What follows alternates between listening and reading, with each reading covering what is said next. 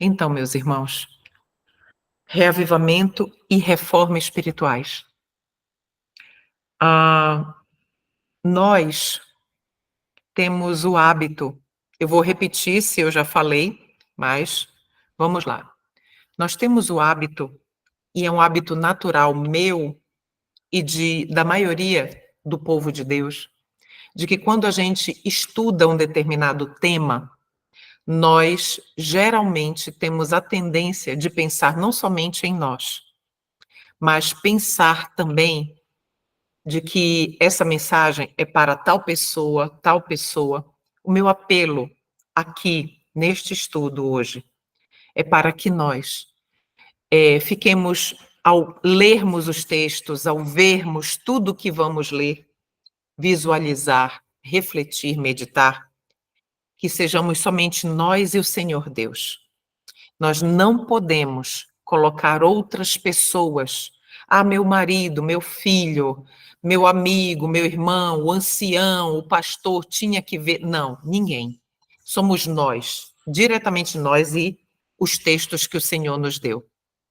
Então, estes dois temas unidos, eles são cruciais para que nós compreendamos qual como deve ser a nossa conduta nestes últimos dias. O que é reavivamento e o que é reforma? Vamos entender claramente estes dois conceitos. É necessário que ocorra um reavivamento e uma reforma sob a orientação do Espírito Santo. Reavivamento e reforma são duas coisas distintas. Isso precisa ficar muito claro para nós. Reavivamento significa renovação da mente, renovação das faculdades do espírito e do coração. Um despertar da morte espiritual. Vamos parar bem aqui.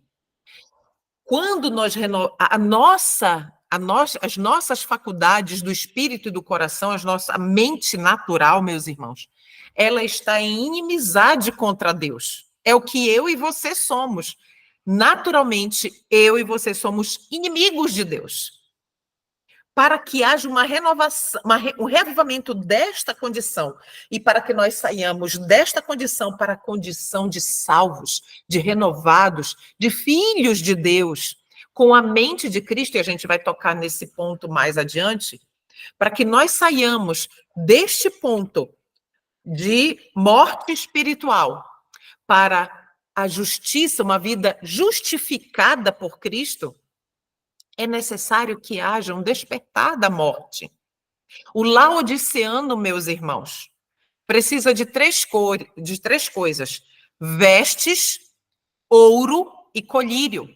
Nós precisamos do colírio espiritual, que é o Espírito Santo, para que nos faça ver, perceber nossa real condição e para que, ao percebermos, nós sintamos o desejo de ir até aquele que é o único capaz de nos renovar. Entende? O que significa agora reforma? Reforma significa agora uma reorganização. Reorganização, mudança de ideias e teorias, mudança de hábitos e práticas. Então, quando há essa mudança de ideias e teorias, hábitos e práticas, meus irmãos, quando ela ocorre porque o eu se apaixona pela mensagem, entende a mensagem e diz assim: eu vou obedecer essa mensagem. Entende? Isso se chama legalismo. Então, uma reforma, uma reorganização, quando ela não é motivada pelo Espírito Santo agindo na mente, o Espírito Santo conduzindo a alma a Cristo, então, meus irmãos, torna-se legalismo. E o legalismo nada mais é, meus irmãos, do que a mente natural, a mente inimiga de Deus, fingindo ser espiritual. Entende? A reforma não trará os bons frutos da justiça. E que justiça? A justiça de Cristo. A menos que esteja conectada com o reavivamento do Espírito.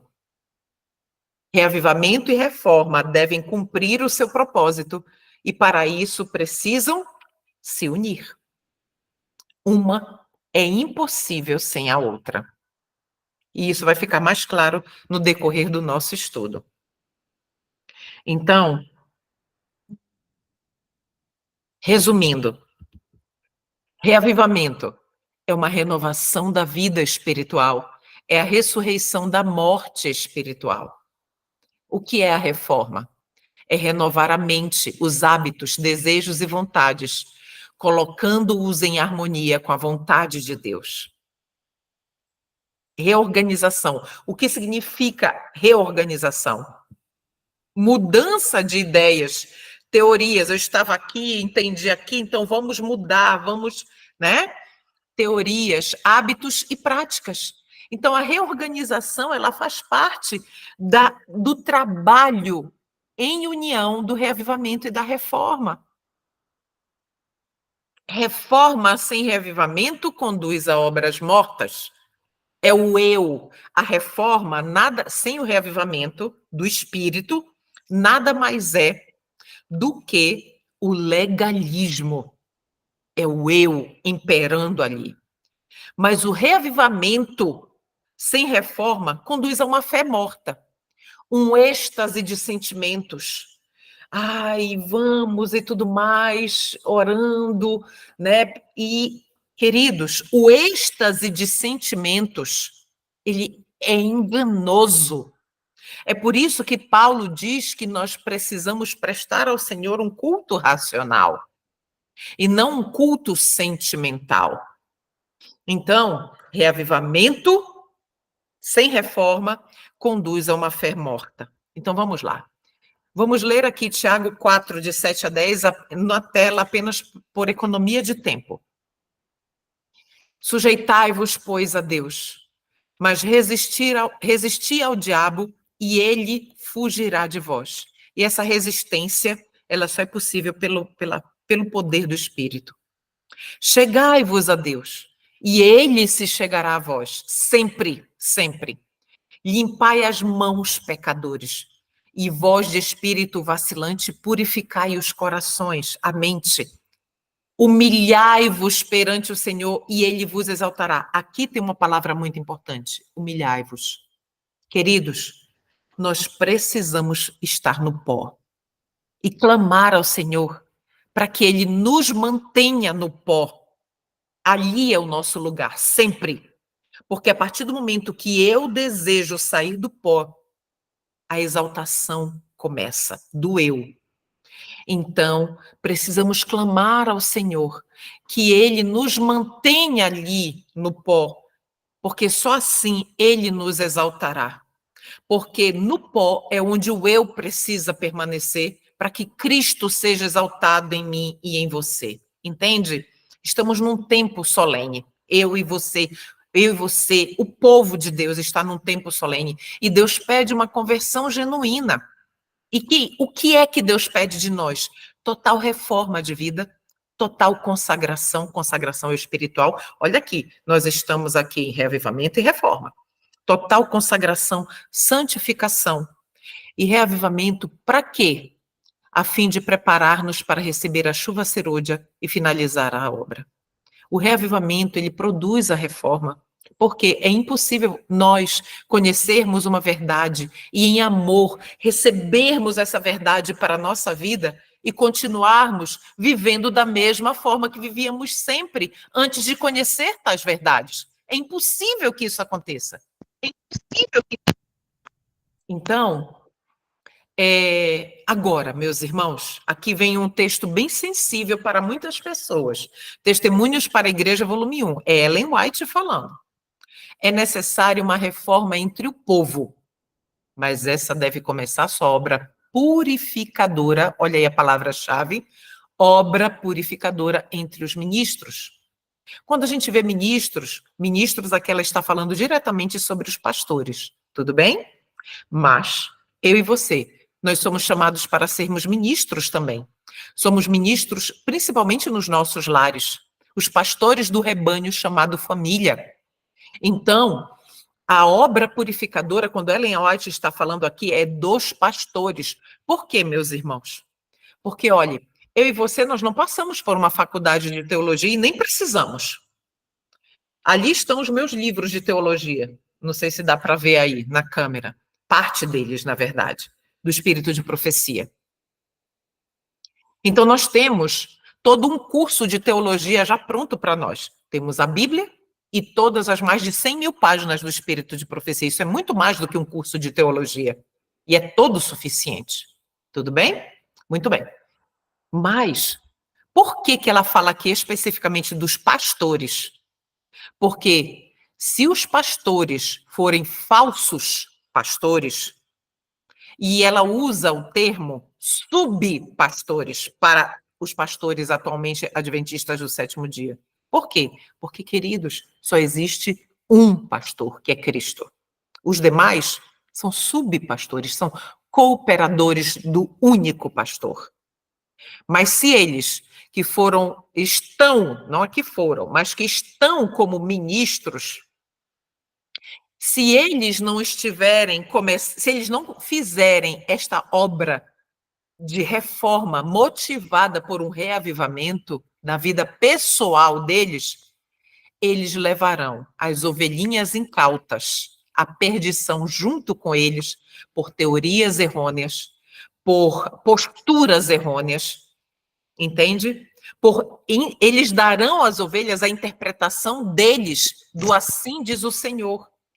E eles desviarão as ovelhinhas incautas da verdade pura e santificadora. Perdão.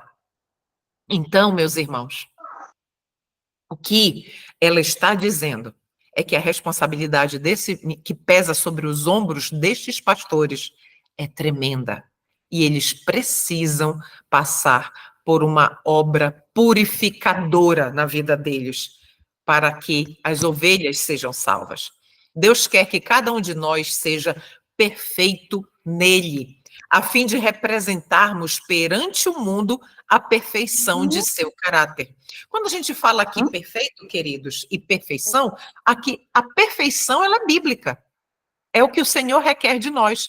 Onde está a perfeição bíblica na Bíblia?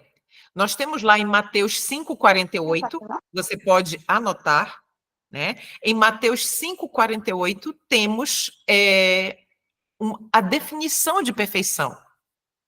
E também nós temos a perfeição bíblica lá em Apocalipse 7, nos primeiros versos, de 1 a 6, 1 a 5, e Apocalipse 14, de 1 a 5, aí sim, que fala sobre os 144 mil.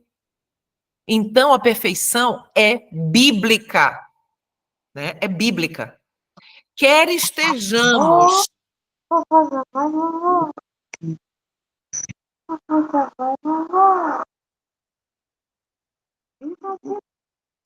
Alguém está com o microfone ligado. Quer estejamos isentos de pecado, para não desapontarmos o céu, nem entristecermos o divino Redentor. Então, a isenção de pecado, o deixar de pecar, é bíblico, irmãos. Por quê? Porque se nós chegarmos ao tempo de angústia e estiverem ali algum pecado, meus irmãos, nós não subsistiremos, as pragas cairão em nós. Então, o que o Senhor requer de nós é que neste tempo de graça que nós estamos vivendo agora, nós nos acheguemos muito mais a Ele, para que Ele reavive o nosso espírito e nós possamos caminhar em justiça com Ele. Então, vença hoje, negue-se por hoje, vigie e ore por hoje. Em Deus obtenha vitória por hoje. O que o Senhor nos dá é um dia, mas a cada dia Nós precisamos vencer. E não vencer pelos nossos méritos, pelas nossas próprias forças, mas vencermos exclusivamente pelo poder de Cristo em nós. Aqui, Testemunhos para a Igreja, volume 3. Reavivamento e reforma não ocorrerão de forma universal. É por isso que eu disse no início do estudo, eu fiz esse apelo. É para você individualmente esta mensagem.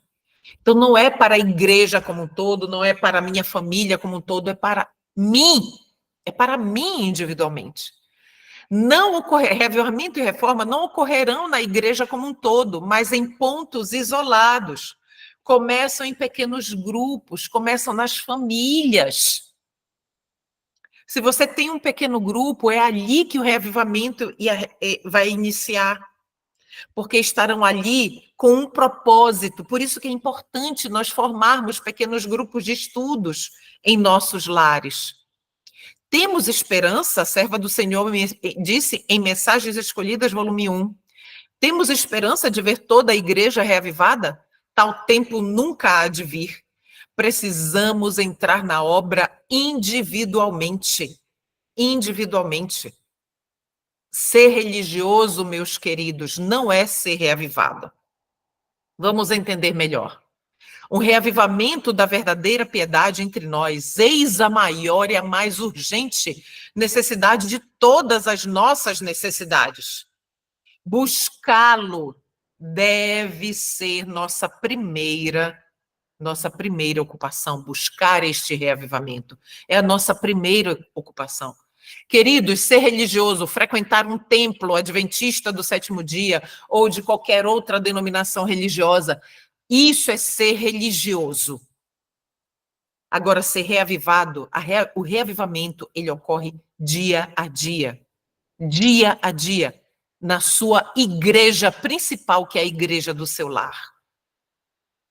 Se você vive na igreja com a natureza carnal, você pode ter o reconhecimento da igreja, você pode ser valorizado na igreja, você pode se orgulhar da sua posição na igreja, mas a natureza carnal traz a corrupção do espírito, porque você começa a parecer que vive pelo espírito, aparência de piedade, mas vive pela carne.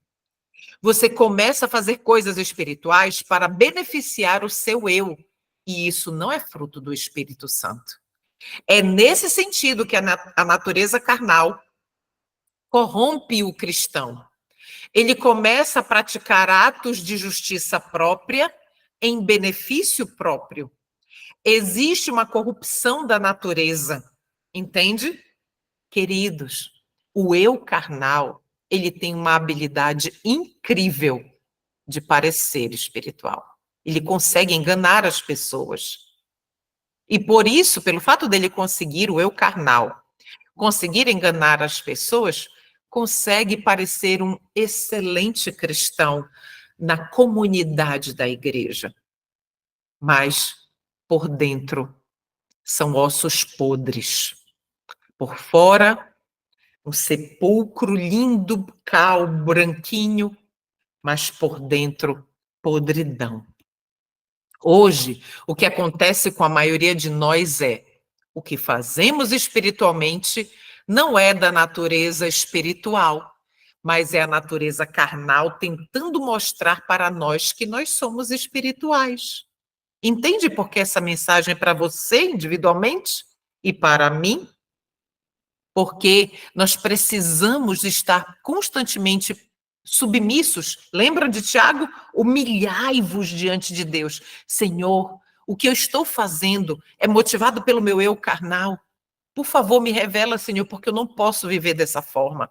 Entende? Que haja em vós a mesma mente que houve também em Cristo Jesus, queridos, o convite de Deus. É Deus falando aqui para nós, em Filipenses 2:5, que para que isto que nós lemos aqui, vamos voltar, que a maioria de nós fazemos é da natureza carnal, tentando parecer espiritual, para que isso não aconteça, é necessário que tenhamos a mesma mente que houve também em Cristo Jesus. Mas como é que nós podemos ter a mesma mente de Cristo? Queridos, se você não fez ainda o estudo do livro de Romanos, que fala sobre o homem, aquilo que eu quero fazer, isso eu não faço, lembra disso? Romanos 7? Vá lá no meu canal. O capítulo 7 de Romanos nós estudamos em 3 partes. Estude desde a primeira, para você entender a terceira.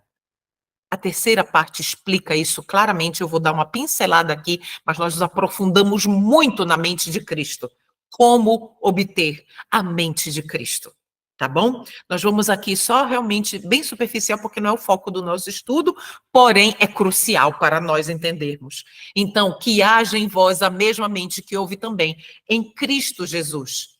Ou seja, o eu deve sair do caminho. O eu precisa sair do caminho.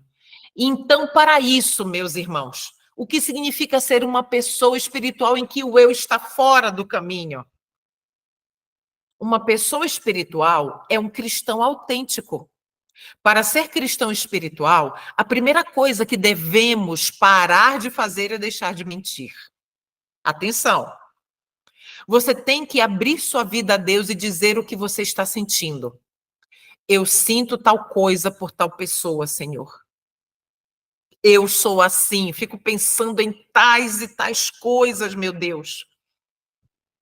Gosto de ver tais e tais coisas. Eu odeio tal pessoa. É abrir o coração, tá bom? Isso é ser espiritual, meus irmãos.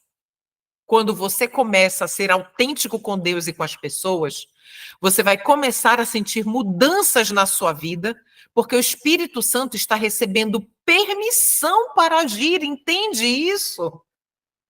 Quando nós chegamos assim, lembra? Humilhai-vos perante Deus, queridos, nos desnudar diante do Senhor não é fácil. Senhor, eu sinto tal e tais e tais coisas. Eu penso, aqui estou eu, Senhor, esse pensamento inundou a minha mente novamente, Senhor, purifica-me.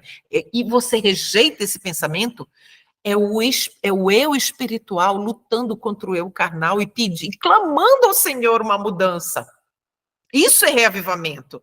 Isso é ser uma pessoa espiritual. Quando você começar a ser autêntico com Deus e com as pessoas, você vai começar a sentir mudanças na sua vida, porque o Espírito Santo está recebendo permissão para agir, e isso vai acionar, a sua natureza espiritual. Mas a natureza carnal vai reagir. A natureza carnal, como diz Paulo, quer corromper o cristão. Num relacionamento onde Deus está presente, tem que haver perdão, muito importante. Tem que haver amor. Quando a natureza espiritual vai surgindo, ela vai transformando o coração. Não existe natureza espiritual, que é o reavivamento, sem transformação, que é a reforma. Está claro, meus irmãos? Precisa estar claro isso. Exemplos. Vamos agora de forma prática. Você pode passar 2 horas por dia lendo a Bíblia, outras 2 horas de oração. Você pode jejuar regularmente. Você pode ser assíduo na igreja. Você pode devolver fielmente o santo dízimo. Você pode guardar os mandamentos de Deus. Não comer carne de porco, não fumar, não beber. E quem olhar para você vai dizer que você é cristão. Entende? Queridos, meus irmãos amados, é por isso que estes estudos, os estudos que eu faço aqui, eles dificilmente vão ter 1h30 de estudos. Porque os temas que nós estudamos, eles são temas profundos, que requerem muita reflexão. Os estudos que eu faço sempre são entre 1h30 e 2 horas, meus irmãos. Por quê?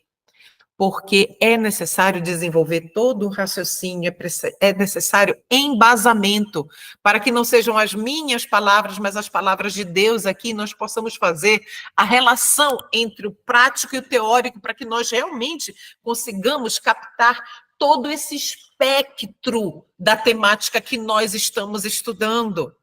Então, isso não se faz rápido. Um dia, o Senhor Deus me fez professora.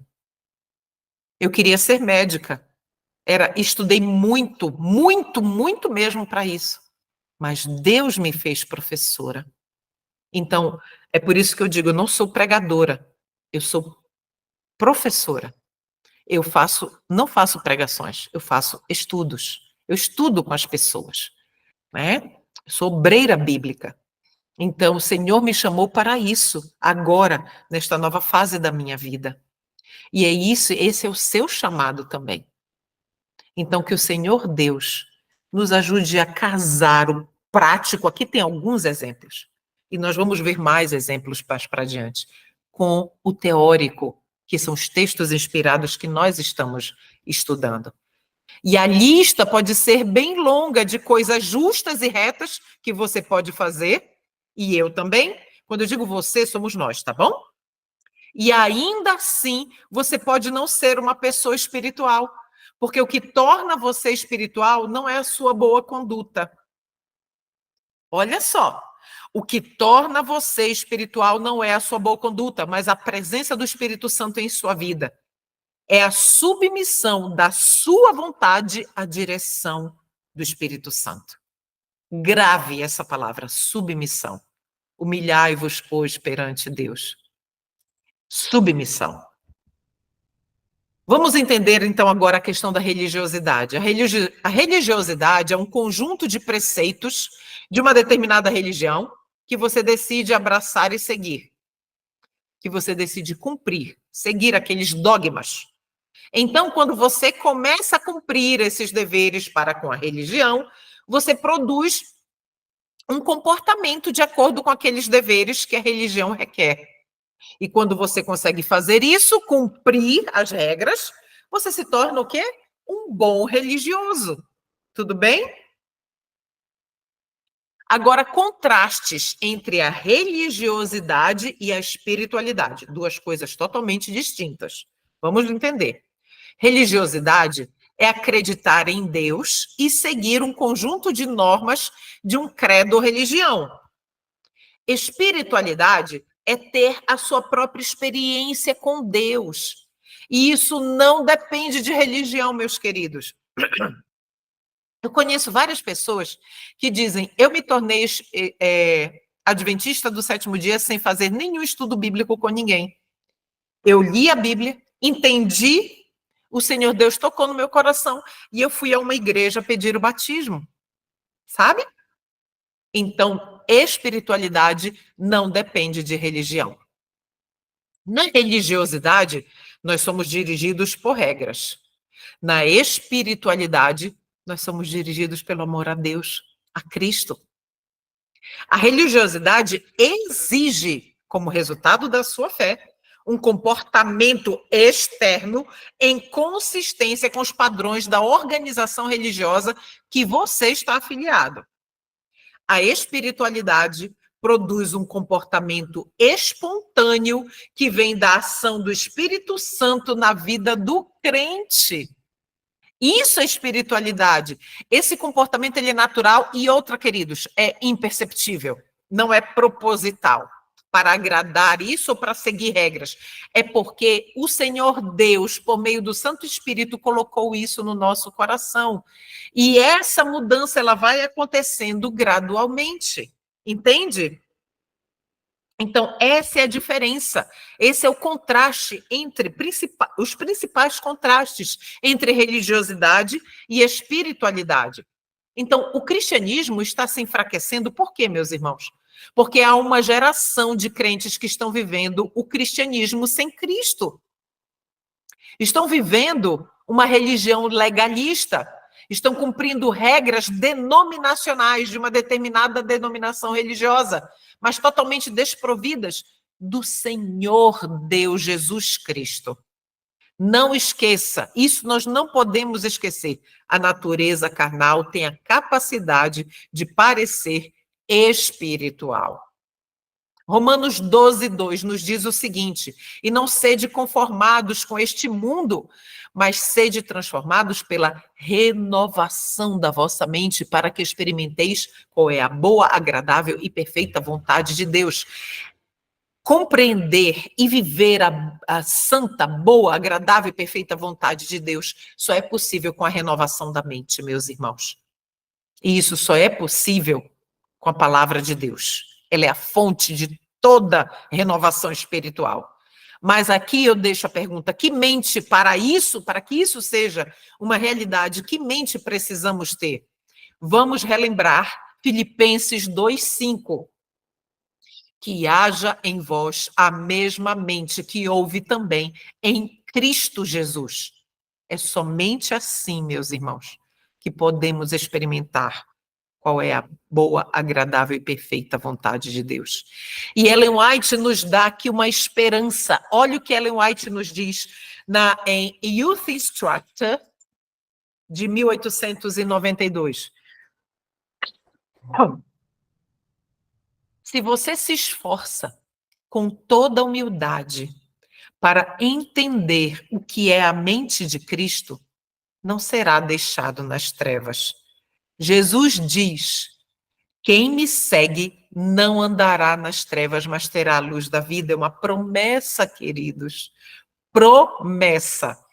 Terá a luz da vida. O Senhor não nos deixará em trevas se nós, de todo o nosso coração e com toda a nossa humildade, buscarmos entender o que é a mente de Cristo. No estudo do capítulo 7 em Romanos, isso fica muito mais claro. Vamos avançar. Antes de os juízos finais de Deus caírem sobre a terra, haverá entre o povo do Senhor tal avivamento da primitiva piedade, como não fora testemunhado desde os tempos apostólicos. O Espírito e o poder de Deus serão derramados sobre os seus filhos. Consegue entender que aqui no grande conflito, a serva do Senhor está nos dizendo que isso vai acontecer, que antes das pragas caírem, haverá entre o povo do Senhor um avivamento da primitiva piedade muito maior do que o Pentecostes. Muito maior. Satanás tentará destruir a verdadeira reforma e semeará discórdia e um falso reavivamento e uma falsa chuva serôdia. Então, como nós podemos, irmã, saber se este reavivamento ele é verdadeiro ou falso? Queridos, para o reavivamento, o verdadeiro reavivamento, ele é fundamentado no assim diz o Senhor. Não pode destoar em nenhum pormenor. Alguns incitam reuniões de reavivamento, trazendo assim muitos conversos para a igreja. Mas passada, porém, a emoção, onde estão os convertidos? Não se vê em arrependimento. Olha aí a característica: arrependimento e confissões de pecado. Eu não tenho que confessar meus pecados publicamente, porque os meus pecados eu confesso diretamente a Deus. Mas quando os meus pecados envolvem outras pessoas, eu preciso ir até elas e confessar a elas meus pecados e suplicar-lhes o perdão. Entende? Isso é conversão. Isso é conversão. Anjos maus, disfarçados como crentes, atuarão em nossas fileiras para introduzir um forte espírito de descrença. Queridos, não pensem que nós estamos longe de que isso aconteça conosco. Esses poderes do mal se juntarão em nossas reuniões, quer sejam em campais, nos congressos que têm acontecido nos ministérios ou dentro dos templos adventistas do sétimo dia. Não para receber uma bênção, mas para combater as influências do Espírito de Deus. Sempre haverá um servo de Belial para tentar minar a fé do povo de Deus, queridos, semeando um forte espírito de descrença. Isso está em Mente, Caráter, Personalidade, volume 2. Então, anjos maus disfarçados de crentes farão isso. Não é tempo de celebrar. Estamos no tempo de jejuar, Estamos no tempo de orar e de clamar a Deus. O emocionalismo, sentimentalismo não é reavivamento. Joel 2, de 15 a 17, diz assim para nós: tocai a trombeta em Sião, santificai um jejum, convocai uma assembleia solene, congregai o povo, santificai a congregação, ajuntai os anciãos, chorem os sacerdotes e ministros do Senhor entre o alpendre e o altar e digam: poupa, Senhor, o teu povo. É isso, queridos, precisamos estar clamando pelo povo de Deus, para que haja salvação no arraial de Israel. Como identificamos, então, o falso reavivamento? Nos falsos reavivamentos, meus irmãos, as pessoas têm pouco ou nenhum desejo de ouvir as verdades bíblicas. Entende? Isso é fundamental. Aquele que não deseja ouvir as verdades bíblicas, meus irmãos, e não estão reavivados. Não estão, porque rejeitam. Por que falta o Espírito e o poder de Deus nos avivamentos no nosso tempo? Vamos entender? Uma concepção errônea do caráter, perpetuidade e vigência da lei divina tem ocasionado erros quanto à conversão e santificação, resultando em baixar na igreja, olha só, na igreja de Deus, a norma de piedade. Então, meus irmãos, não podemos ter uma concepção errônea da vigência e do caráter da lei de Deus. Porque nós precisamos compreender que a letra da lei nos mostra um determinado ponto de vista do Senhor, mas nós precisamos ampliar a letra da lei e compreender realmente a vontade de Deus para nós, porque ali está o caráter do Senhor revelado. Ninguém se engane com a crença de que pode tornar-se santo enquanto voluntariamente transgride um dos mandamentos de Deus. Um pecado, isso é chave aqui para nós. Um pecado cometido deliberadamente faz silenciar a voz testemunhadora do Espírito e separa a pessoa de Deus. Um pecado, irmãos. Um pecado. É por isso que na nossa comunhão pessoal, nós precisamos, em oração, clamar ao Senhor que Ele nos mostre: Senhor, há algum pecado que eu ainda acaricio e ainda não reconheça Ele como sendo um pecado acariciado? Há algum pecado que o Senhor que o Senhor já tenha percebido, mas que eu tenha relutado em confessá-lo e apresentá-lo diante do Senhor? Irmãos, essa deve ser a nossa postura. E o Senhor, esse é um pedido que agrada o coração de Deus. E Ele vai nos revelar, meus irmãos, porque estamos vivendo no tempo de purificação da alma. Entende? Características do verdadeiro reavivamento e da verdadeira reforma.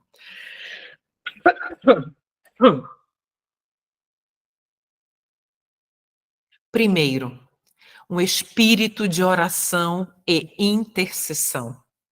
Essa é a característica. Nós, como um povo, meus irmãos, temos orado tão pouco, tão pouco, tão pouco. Oração, intercessão pelas outras pessoas. Uma outra característica do verdadeiro reavivamento e da verdadeira reforma: lutam pela salvação dos outros, suspiram e gemem pelas abominações que acontecem em Jerusalém. Então, meus irmãos, nós, no verdadeiro reavivamento e na verdadeira reforma, nós lutamos pela salvação das outras pessoas. Nós não nos contentamos em apenas nós sermos salvos. E nós, como diz lá em Ezequiel 9, nós choramos e gememos pelos erros que acontecem, abomináveis que acontecem no arraial de Israel. O espírito de sincera conversão, arrependimento e exame de coração também faz parte do povo de Deus. Isso está lá em Joel 12, Joel 2, de 12 a 18. Portanto, vamos ler agora Joel 2, de 12 a 18? Portanto, agora, assim diz o Senhor: convertei-vos a mim de todo o vosso coração, e com jejum e com choro e com pranto. Rasgai o vosso coração e não as vossas vestes, e convertei-vos ao Senhor vosso Deus, pois ele é gracioso e misericordioso, ele é tardio em irar-se e grande em benignidade, e ele se arrepende do mal. Lembram de Nínive, que o Senhor disse, por meio de Jonas, que ia destruir Nínive devido à sua grande impiedade?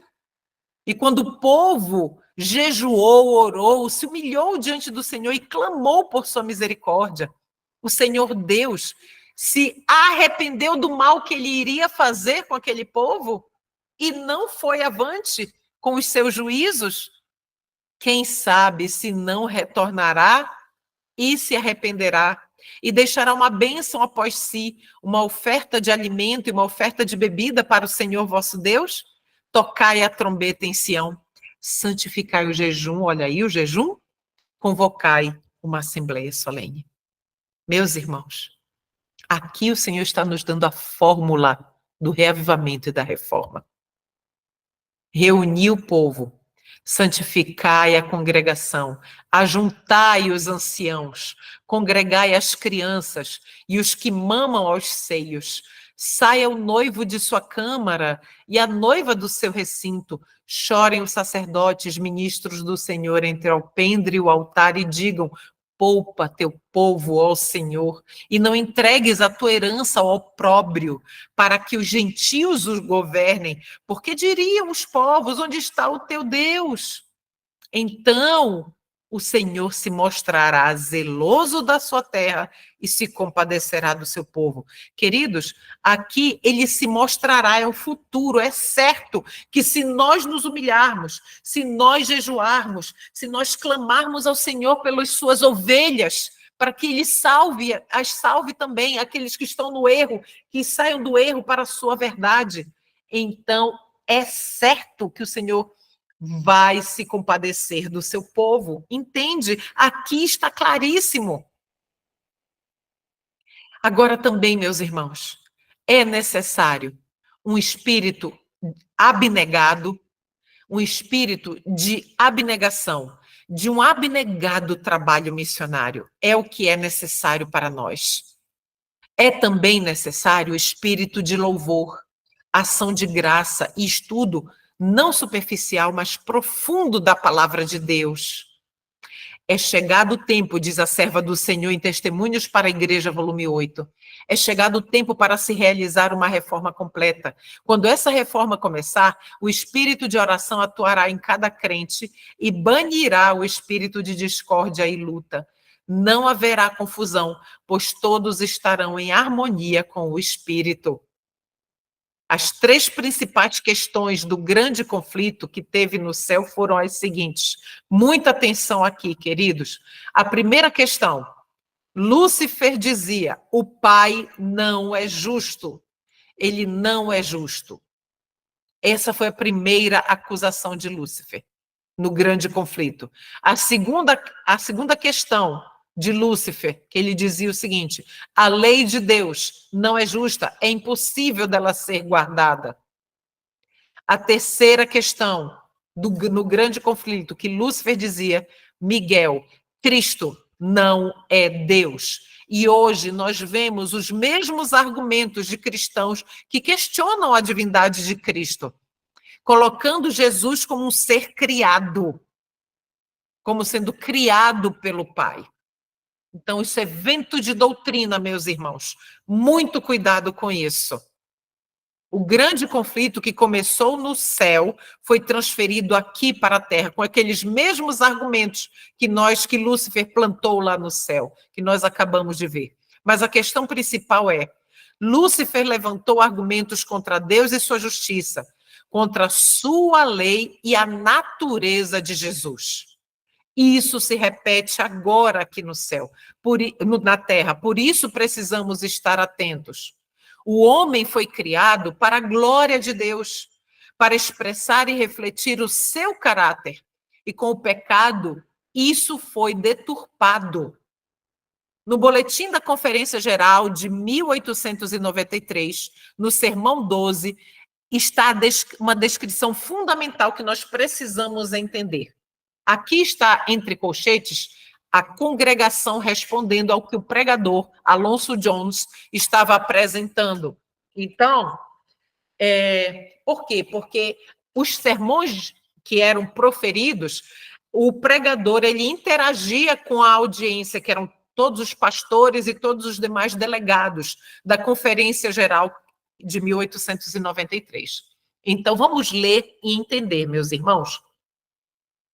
Quando Deus criou, nós estamos falando dessa questão do grande conflito, que isso tem a ver com o princípio do reavivamento e reforma espirituais.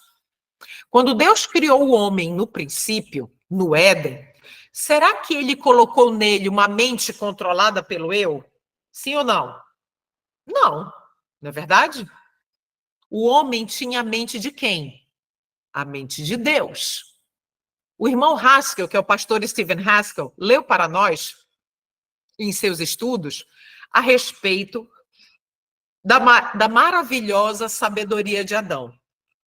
Uma sabedoria que provinha de Deus e era refletida em sua vida, ou seja, a mente de Adão e os seus pensamentos refletiam tudo de Deus. Toda a sua constituição refletia o Criador. Quando Deus disse, façamos o homem à nossa imagem, o significado disso ia muito, muito além da forma de Adão. A expressão significava que se vocês e eu tivéssemos visto Adão, meus irmãos, e Eva, como saíram das mãos do Criador, eu e você teríamos visto a imagem de Deus refletida neles e teríamos sido levados a pensar em alguém superior, não neles mesmos, mas em alguém superior, bem anterior e superior a Adão e Eva. De quem estamos falando? De Deus. Entende? Então, mas por meio da justiça de Cristo, pela fé, Deus está restaurando em nós o seu caráter. É isso que o Senhor procura fazer conosco agora, nestes dias atuais. É por meio desta mensagem de Cristo em nós, é que nós podemos compreender plenamente e viver a vida de Cristo agora. Então, no Comentário Bíblico Adventista do Sétimo Dia, no volume 6, e na Review and Herald, nos diz o seguinte: somente aqueles que pela fé em Cristo obedecem a todos os mandamentos, olha só, não é uma fé dizendo eu, Cleuma, eu vou obedecer. Não, é pela fé em Cristo. Porque nós, por nós mesmos, não conseguimos guardar nenhum dos mandamentos de Deus, meus irmãos. Então vamos retomar. Somente aqueles que pela fé em Cristo obedecem a todos os mandamentos de Deus alcançarão a condição de ausência de pecado em que Adão viveu antes de sua transgressão. Então, isso só é possível, meus irmãos, a vitória sobre o pecado, que nem Adão, e ter a condição, viver na condição de Adão antes do pecado, só é possível pela fé em Cristo. Todo aquele que se rende plenamente a Deus recebe o privilégio de viver sem pecado. Não precisamos reter uma propensão pecaminosa. Cristo morreu para tornar possível que você cesse de pecar. Ser redimido significa cessar do pecado. Aqueles que viverem na terra quando a intercessão de Cristo cessar no santuário devem estar à vista de um Deus santo sem um mediador. Suas vestes devem ser imaculadas, seu caráter deve ser purificado do pecado pelo sangue da aspersão, pelo sangue de Cristo.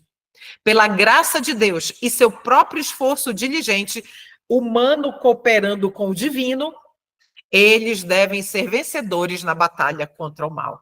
Meus irmãos, se algum ministro, alguma pessoa famosa dessas estrelas que tem agora no YouTube, adventistas do sétimo dia, chegar para vocês e dizer que nós vamos pecar até Jesus voltar, meus irmãos, Isto é um anátema. Anátema. Isto, lamentavelmente, é um servo de Belial. E Belial usando a boca dele para enganar a muitos. Muito cuidado com isso. Jesus tomou sobre si a nossa natureza e demonstrou como é possível o homem viver uma vida santa.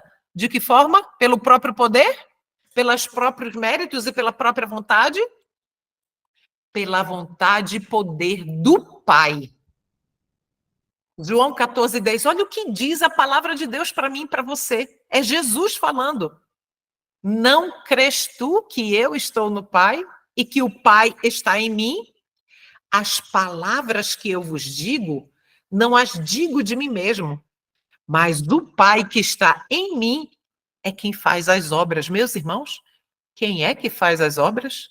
Quem é que estava, quando Cristo estava andando aqui na terra, era Jesus que fazia as obras? Aqueles milagres todos? Não!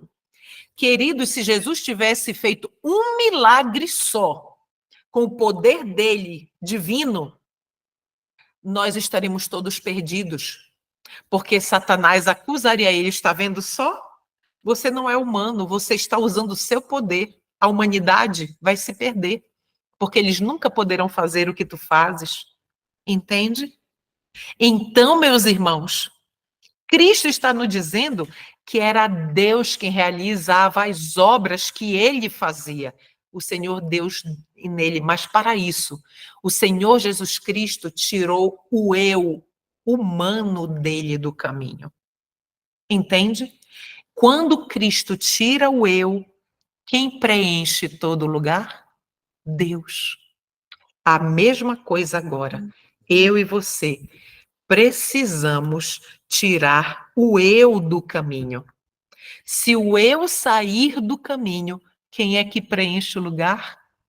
Cristo. E é aí que aquele verso, Cristo em vós, a esperança da glória, é que vai ser uma verdade na minha e na sua vida. Que amor! Esse DT significa no deserto da tentação. Ellen White. Que amor! Que condescendência incrível! O Rei da Glória escolheu se humilhar e tomar nossa natureza. Qual foi a natureza que Cristo tomou? Ellen White está dizendo, natureza caída, para nos resgatar. Ele colocou os seus pés no lugar de Adão. Entende? Deus está nos dizendo isso. Cristo venceu. Assim podemos entender que realmente é possível viver uma vida de vitória sobre o pecado aqui nesta terra. O grande trabalho da redenção só poderia ser efetuado através do Redentor. Ele tomando o lugar do Adão caído, somente desta forma. E assim foi feito.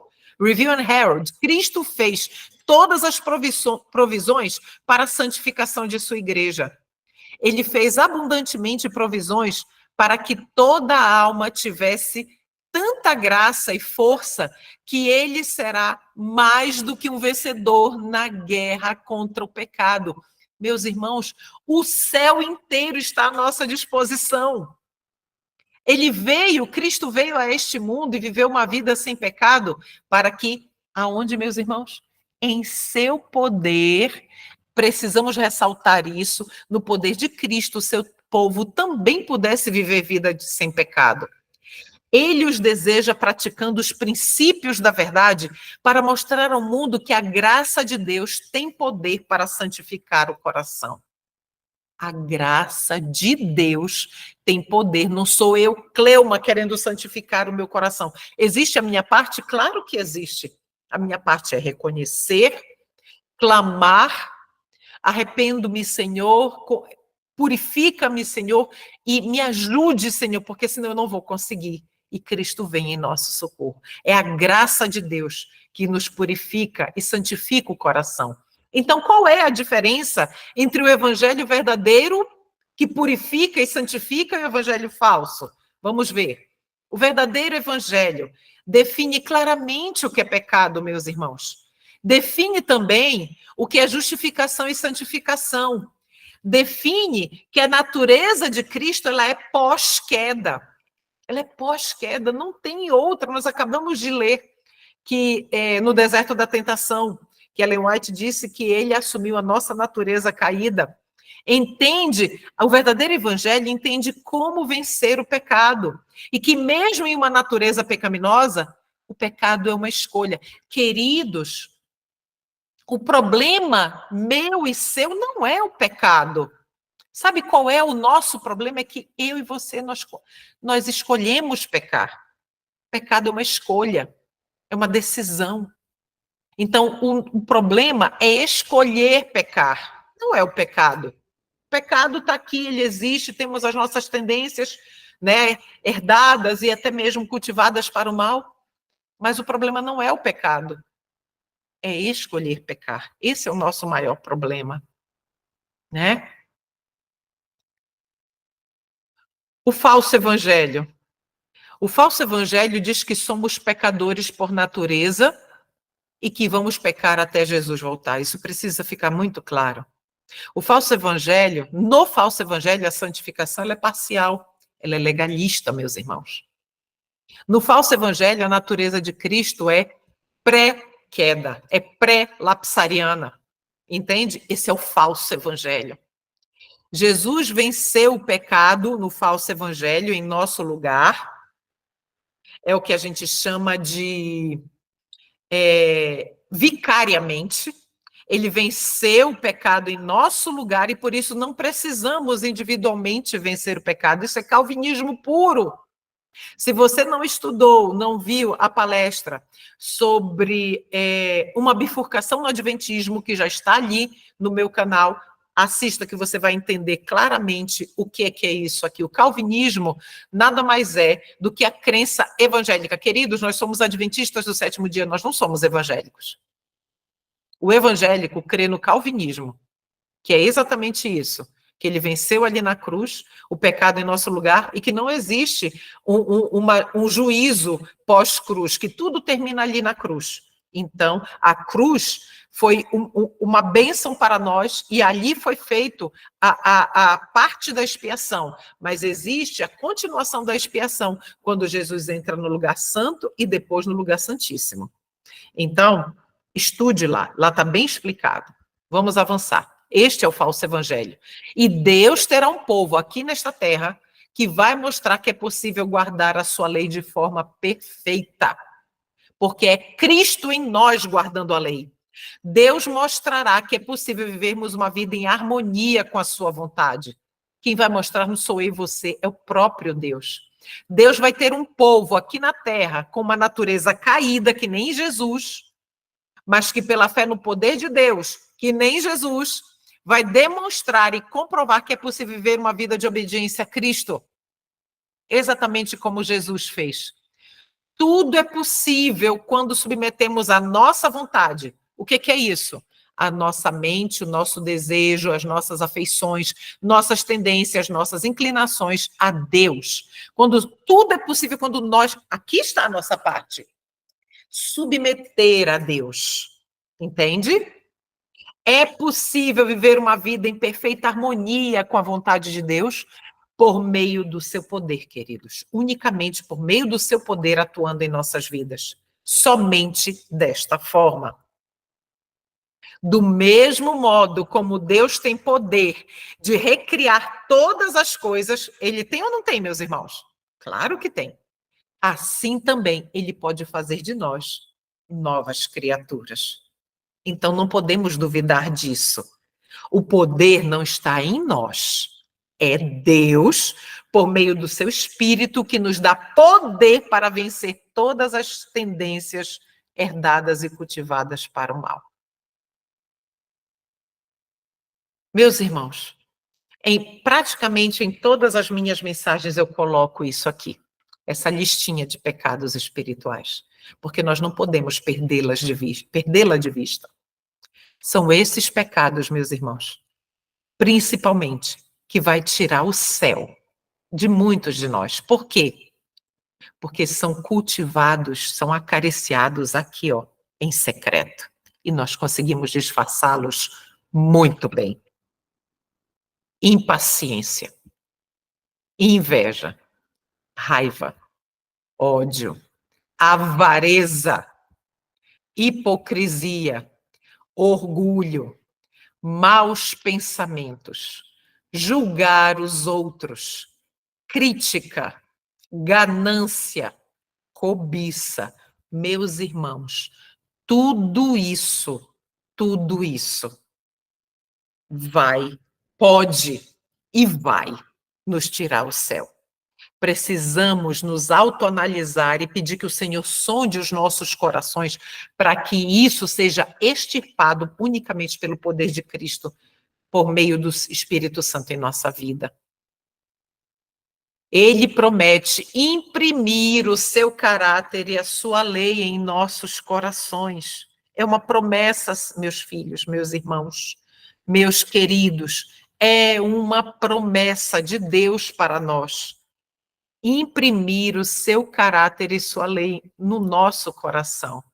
A reforma não trará o bom fruto da justiça, a menos que ela esteja conectada com o reavivamento do Espírito. Reavivamento e reforma devem fazer a obra que lhes é designada, e para fazer essa obra elas têm de se unir. Nós já lemos essa citação e eu estou aqui reforçando porque elas precisam estar em harmonia. Testemunhos para a Igreja, volume 1.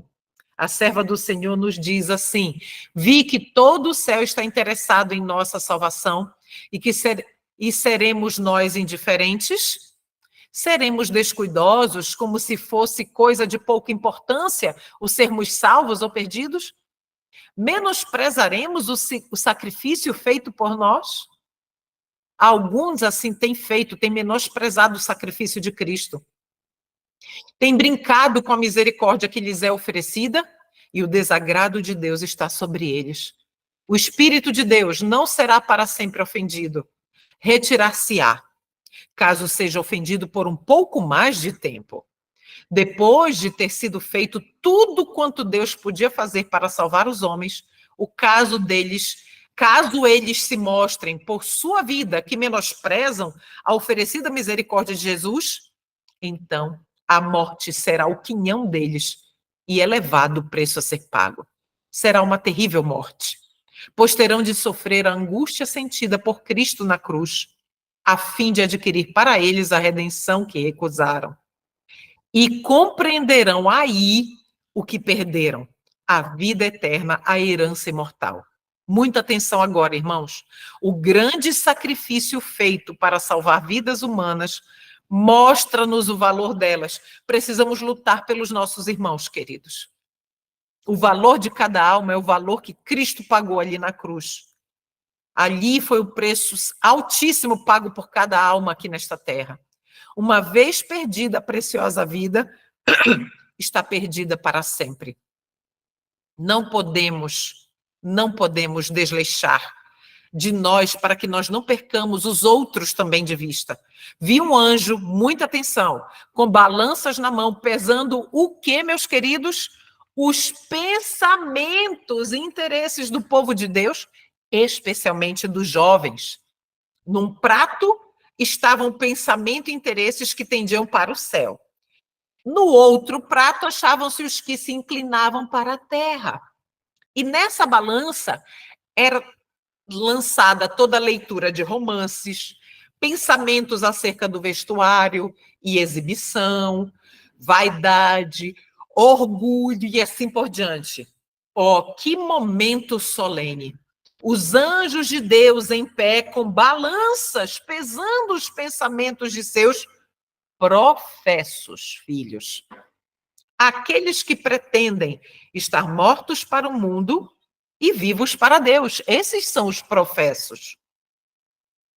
Ellen White continua: posso relatar isso pelo que vi, mas nunca poderei dar a impressão solene e vívida gravada em minha mente ao ver que o anjo com a balança pesando os pensamentos e interesse do povo de Deus. Disse o anjo: podem esses entrar no céu? Não, nunca. Diga-lhes que a esperança que agora possuem é vã e, a menos que se arrependam depressa e obtenham a salvação, hão de perecer. Arrependimento, meus irmãos. Por isso que Tiago disse, humilhai-vos perante Deus. O pó é o lugar onde precisamos estar, meus irmãos, todos os dias. Vi que muitos mal sabem ainda o que seja abnegação ou sacrifício, ou o que seja sofrer por amor da verdade. Mas ninguém entrará no céu sem fazer algum sacrifício. Os que estiverem dispostos a fazer qualquer sacrifício pela vida eterna, tê-la-ão. E vale a pena que soframos por sua causa, que por ela, pela vida eterna, crucifiquemos o próprio eu e sacrifiquemos todo o ídolo. O ídolo nosso é a comida, o ídolo nosso é o filho, um cônjuge. Filhos e cônjuges podem ser ídolos também. Então, precisamos estar, queridos, humildemente ali, diante de Deus, suplicando a Ele que nos revele qual é o ídolo que nós temos acariciado. Nós podemos e devemos atingir a perfeição nesta vida. Se Cristo conseguiu viver uma vida sem pecado, encontrando-se nas mesmas circunstâncias que nós, então nós também o conseguiremos. Acabaremos por atingir um patamar em que não pecaremos. E é verdade, é a serva do Senhor que está nos dizendo. Se é ela que está nos dizendo que nós alcançaremos um patamar que antes que feche a porta da graça, nós não mais pecaremos, algum pastor tem mais autoridade do que a profeta do Senhor? Não, meus irmãos. Nenhum teólogo. Cristo venceu todas as tentações como homem. Todos nós o poderemos conseguir tal como ele conseguiu. Não é verdade? E nós vimos como Cristo conseguiu. Ele esvaziou-se de si mesmo e foi preenchido com Deus. Deus ocupou o lugar e ele pôde fazer tudo aquilo. Não era Cristo em sua natureza humana, era Deus em Cristo. A mesma coisa acontece conosco. Quando nós retiramos o eu, e esta é a nossa parte, matar o eu. Reconhecer que o eu é mau, maligno, que ele serve a Satanás. Quando nós fazemos isso, quem é que ocupa o lugar? Cristo. Deus não aceitará nada menos, Deus não aceitará nada menos do que entrega incondicional, entrega. Cristãos indiferentes e corruptos não poderão entrar no céu. Então, meus irmãos, o que Deus pede de nós? Ouvimos muitos que professam a religião de Cristo falarem frequentemente assim: nós devemos todos baixar o nível. Ah, irmã, o nível de Deus é muito elevado. Nós precisamos ter equilíbrio, colocar algo que o povo consiga alcançar. Não existe tal coisa como um cristão baixar o nível. Abraçar a verdade de Deus e a religião bíblica não é descer, mas atingir um nível elevado, um patamar superior que podemos comungar com Deus. Não há tal coisa como baixar o nível. Estamos buscando firmar nossos pés sobre a exaltada plataforma da verdade eterna. Estamos buscando tornar-nos mais semelhantes aos anjos celestiais, mais puros de coração, mais incontaminados, que é a mesma coisa que impolutos, mais inocentes e mais imaculados. Então, meus irmãos, se nós pararmos na mensagem aqui, a gente vai pensar, isso daqui é legalismo puro. Não é. Ellen White, quando diz isso para nós, ela já disse antes e nós já analisamos que quando o eu ele sai do caminho, Cristo naturalmente, o eu só pode sair, meus irmãos, por meio do arrependimento e da confissão e do clamor por uma nova vida em Cristo Jesus. E aí o eu sai. Quando o eu sai, quem é que ocupa o lugar na minha e na sua vida? É Jesus. Jesus Cristo ocupa o lugar. E são as ações dele que serão praticadas por meio de nós. E se são as ações de Cristo que são praticadas por meio de nós, nós abraçamos, então, essa religião e essa verdade bíblica, a religião de Deus. E o patamar, ele vai ser alcançado. Por quê? Porque Cristo em nós vai alcançar o patamar, entende? E seremos puros como Cristo é puro. Deus pede que cheguemos a um patamar elevado de que forma? Conselhos sobre Saúde nos diz assim. Aqui, queridos, tem várias cores. Vamos analisar cor por cor. É importante cada pedacinho desses para nós entendermos. Se é uma condição, queridos, se nós fizermos de Deus a nossa força, poderemos, sob as circunstâncias mais desanimadoras, atingir uma altura e uma amplitude de perfeição cristã que dificilmente pensaríamos ser possível alcançar. Mas isso só é possível se fizermos de Deus a nossa força. Foi exatamente o que Cristo fez. Cristo fez de Deus a sua força. Vossos conceitos podem ser tão elevados, podereis ter tão nobres aspirações, percepções claras da verdade e propósito de ação, que sereis elevados acima de todos os motivos sórdidos. Deus não se propõe, amados, a remover toda objeção que o coração carnal possa ter contra a sua verdade.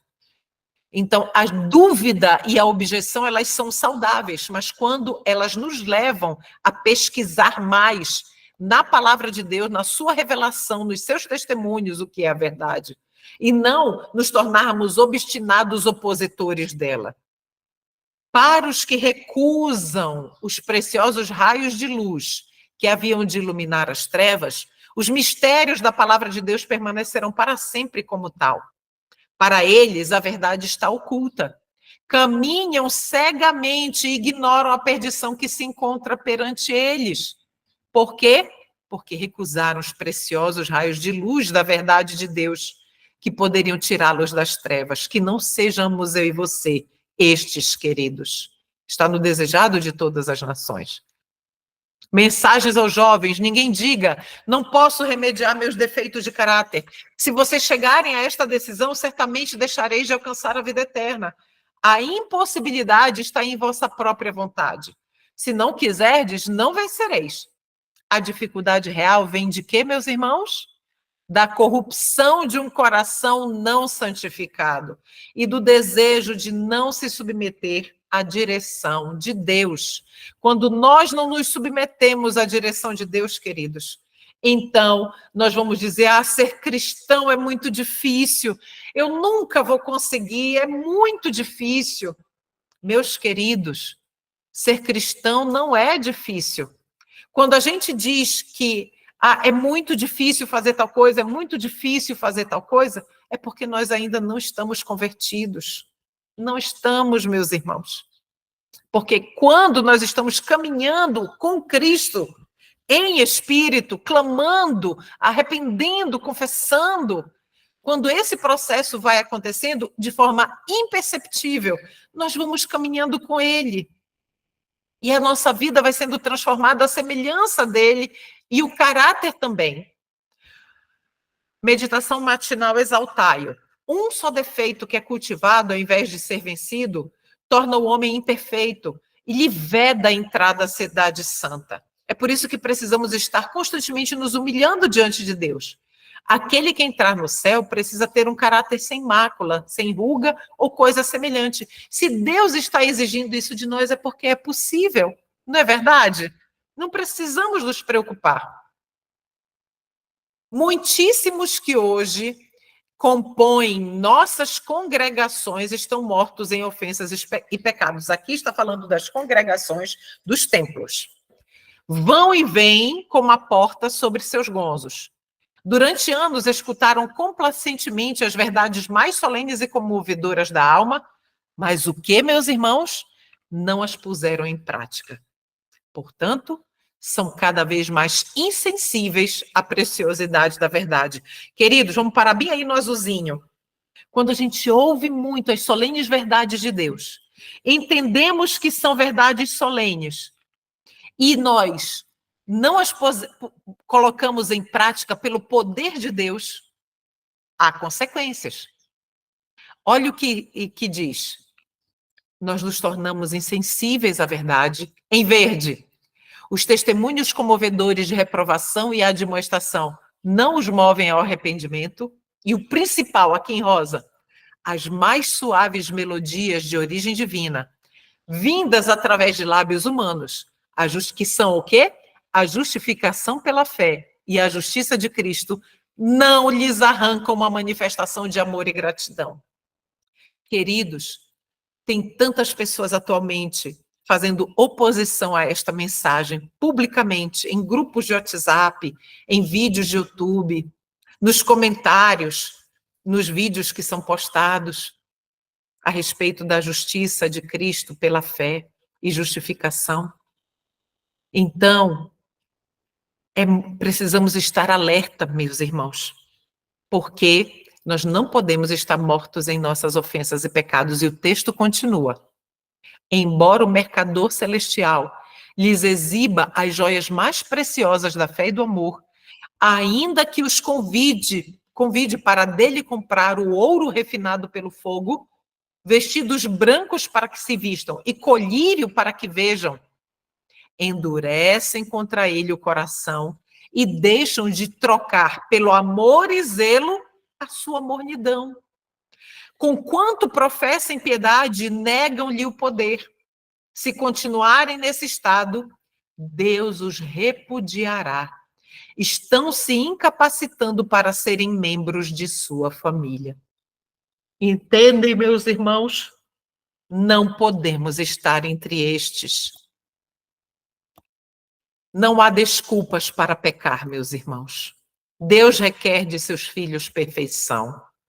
Nenhum de nós jamais receberá o selo de Deus enquanto o caráter tiver uma nódoa ou mácula sequer. Cumpre-nos remediar os defeitos de caráter, purificar de toda contaminação o templo da alma, mas pelas nossas próprias forças jamais conseguiremos. Precisamos entender esses textos hoje à luz correta. É possível cumprir tudo isso? Sim, unicamente pelo poder e graça do Senhor Jesus Cristo em nós. Somente assim. Meditação matinal nos lugares celestiais. Agora, no tempo da graça, é a ocasião que Deus nos concedeu para a formação de um caráter puro e santo. Se este tempo não for aproveitado, se os pensamentos forem impuros, se o coração não for santificado, se condescender com práticas profanas, estais certos de que a porção desses será com os profanos, os devassos, os abomináveis. É agora, no tempo de graça, que todos têm de fazer a sua escolha. Esta é a nossa parte. Decisão, por meio do arrependimento, da confissão e do perdão. Justificação pela fé é a mesma coisa que perdão pela fé. Para sermos perdoados, precisamos reconhecer. Quando somos perdoados e nós esvaziamos de nós mesmos, Cristo ocupa o lugar. Deus nos convida a alcançarmos a norma da perfeição e põe diante de nós o exemplo do caráter de Cristo. O Salvador mostrou, por meio de sua humanidade, consumada por uma vida de constante resistência ao mal. Vamos parar aqui no amarelinho? Qual era o segredo da humanidade de Cristo, da vitória dele sobre o pecado? Uma vida de constante resistência ao mal. Essa precisa ser a nossa vida. Uma vida de constante resistência ao mal. O texto continua. Que com a cooperação da divindade, mais uma informação nos é adicionada. Constante resistência ao mal e cooperação com a divindade, podem os seres humanos alcançar nesta vida a perfeição de caráter. Esta é a certeza que Deus nos dá, de que também nós podemos alcançar a vitória completa. Quem disse isso? A profeta de Deus em Atos dos Apóstolos 531. Quando ele vier, não nos há de purificar de nossos pecados, remover de nós os defeitos que há em nosso caráter, ou curar-nos das fraquezas de nosso gênio e disposição. Se acaso esta obra houver de ser efetuada em nós, sê-lo-á totalmente antes daquela ocasião. Quem disse isso? Ellen White, em Testemunhos Seletos, volume 1. Não é pastor algum, pregador algum, irmão algum que vai dizer o contrário. Vamos pecar até Jesus voltar. Pobre criatura, Deus tenha misericórdia desta alma. Quando o Senhor vier, os que são santos serão santos ainda, os que houverem conservado o corpo e o espírito em santidade, em santificação e honra, receberão então o toque final da imortalidade. Aí sim, este é o toque final, meus irmãos. Glorificação. Mas os que são injustos, não santificados e sujos, assim permanecerão para sempre. Nenhuma obra se fará então por eles para lhes remover os defeitos e dar-lhes um caráter santo. É por isso que não existe tal coisa como pecar até Jesus voltar. Tudo precisa estar resolvido antes que a porta da graça se feche e as pragas comecem a cair. Naquela ocasião, o refinador não se ocupará com o processo de purificação para remover-lhes os pecados e a corrupção. Tudo isso deve ser realizado durante o tempo da graça. É agora que essa obra deve ocorrer em nós. Hoje, agora, neste momento, meus irmãos. A gente vai pular aqui um instantinho. Não vos assenteis na poltrona de Satanás, dizendo que não adianta, que não podeis deixar de pecar, que não há em vós poder para vencer. É a serva do Senhor. Satanás declarou que os seres humanos não podem viver sem pecar. Então, quando alguém chegar para você e disser que nós vamos pecar até Jesus voltar, quem é que está falando com você, na verdade, pela boca dessa pessoa? Satanás. Exatamente. Satanás afirmou que o homem era incapaz de guardar os mandamentos de Deus, a fim de provar que ele era capaz. Cristo tornou-se homem e viveu uma vida de perfeita obediência através do poder divino. Através do poder divino. Satanás declarou que era impossível aos filhos de Adão guardarem a lei de Deus. Homens, agora, muito, muito importante, homens que estão sob o controle de Satanás repetem esta acusação contra Deus ao afirmarem que o homem não pode guardar a lei de Deus. Quem é que pode guardar? É uma pergunta, meus irmãos, quem foi o único capaz de guardar perfeitamente a lei de Deus, o único homem na face da terra? Jesus Cristo. Então, hoje, Cristo em nós pode guardar também perfeitamente a lei de Deus. Enquanto Cristo semeia a boa semente, Satanás semeia o joio. Duas influências oponentes se exercem continuamente sobre os membros da igreja. Uma influência atua a favor da purificação da igreja e a outra a favor da corrupção do povo de Deus. Testemunho para Ministros, página 46. Meus irmãos, enquanto as influências celestiais estão lutando pela nossa alma, as influências satânicas estão fazendo o mesmo. Não pensemos nós que estamos seguros, precisamos estar ali em comunhão constante. Vamos avançar. Satanás tem a habilidade de sugerir dúvidas e inventar objeções ao testemunho que Deus envia.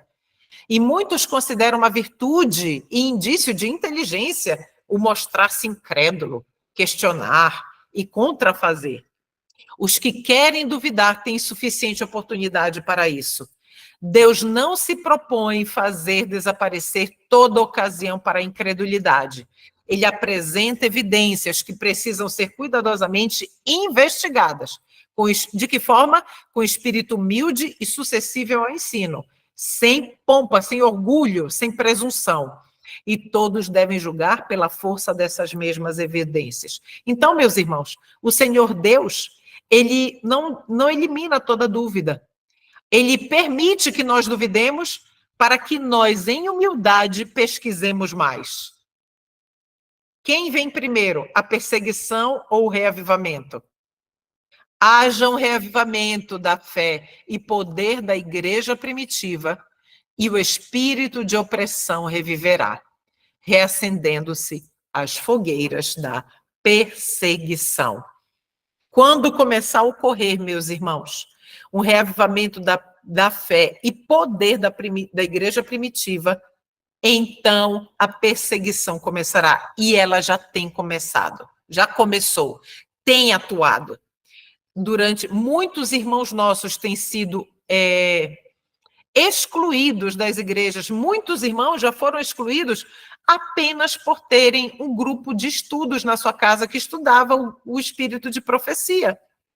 Entende? Pode um negócio desses? Para mim, foge da minha compreensão, mas já estava predito que aconteceria. Eventos finais. Muitos dos que ouvem a mensagem, o maior número deles, não darão crédito à solene advertência. Muitos serão achados desleais aos mandamentos de Deus, que são uma prova do caráter. Os servos de Deus serão chamados de entusiastas, fanáticos. Alguns atenderão a essas advertências, mas a grande maioria vai desprezá-las. Quando um servo de Deus vem pregar a respeito de verdades solenes, muitos deles são chamados à atenção e dizem assim, olha, da próxima vez, não pregue tanto de Ellen White, as pessoas não querem ouvir de Ellen White, pregue só a Bíblia, né? Ou então, de forma bem disfarçada, ou então silenciosa, nunca mais chamam aquela pessoa para pregar na igreja. Então, por quê? Porque as advertências são desagradáveis àqueles que têm um coração carnal. E assim, o servo de Deus é silenciado. O povo de Deus não suportará as provas, a menos que haja um revivamento e uma reforma. O Senhor não admitirá nas mansões celestiais que Ele está preparando para quem? Para os justos em Jesus, uma alma que seja autossuficiente. O Senhor, todos os que estarão no céu, meus irmãos, serão aqueles que foram dependentes totalmente de Cristo aqui na terra. Ao nos sujeitarmos a Cristo, nosso coração se une ao seu. Nossa vontade, olha aqui, muita atenção, emerge na sua vontade. Nosso espírito torna-se um com seu espírito. Nossos pensamentos serão levados cativos a ele. Vivemos a sua vida. Entende como nós vivemos a vida de Cristo? Esvaziando-se, aqui está o passo a passo de como nos esvaziar do nosso próprio eu. Isso é o que significa estar trajado com as vestes da justiça de Cristo. Isso está em Parábolas de Jesus 1:67. Nossa obra é agressiva, irmãos. E como fiéis obreiros de Jesus, deveremos carregar a bandeira manchada de sangue até ao campo do inimigo, pois não temos que lutar contra a carne e o sangue, e sim contra os principados, contra as forças espirituais da maldade nas regiões celestes. Se consentirmos em baixar as armas e a bandeira manchada de sangue para nos tornarmos cativos e servos de Satanás, poderemos ser libertos do conflito e do sofrimento. Olha a esperança. Mas essa paz só será conseguida sacrificando Cristo e o céu. Você não quer dar uma margem, não quer dar margem a ser perseguido, a ser difamado? Você quer pregar mensagens suaves para que você continue tendo acesso ao púlpito? Essa paz só será conseguida sacrificando Cristo e o céu. Nunca poderemos aceitar a paz em tais condições.